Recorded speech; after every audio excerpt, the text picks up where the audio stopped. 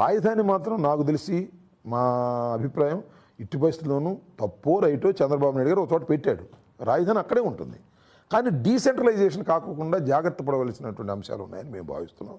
చాలామంది ఇప్పటికి రేపు ఆ గుంటూరు కృష్ణా జిల్లాలో జరిగే ప్రచారం ఏంటి తెలుసా, జగన్ గెలిస్తే రాజధాని ఉండదు, ఈ 33,000 ఎకరాలు జగన్ ఎత్తుకుపోతాడు, అమ్ముకుపోతాడు, కడపలో పెడతాడు, ఇట్లాంటివన్నీ ప్రచారం చేస్తారు. ఇవి నమ్మొద్దు. ఏదైనా శాస్త్రబద్ధంగా సైంటిఫిక్గా ప్రజల ఆమోదాలతోనే చేయబడుతుంది. రాజధాని నాకు తెలిసి అక్కడి నుంచి షిఫ్ట్ చేయాలి, మార్చే పని లేదంట.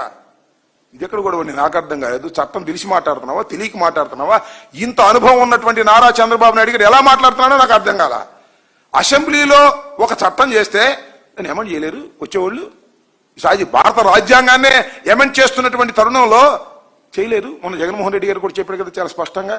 ఒక పిచ్చి ఆలోచన, ఒక చర్చలోకి తీసుకొచ్చి డైవర్ట్ చేయాలనేటువంటి ఆలోచన. లడ్డు విషయంలో ఫెయిల్ అయిపోయిన తర్వాత దీన్ని తీసుకొచ్చారు, ఇది కూడా మీరు ఫెయిల్ అయిపోవడం ఖాయం అని చెప్పేసి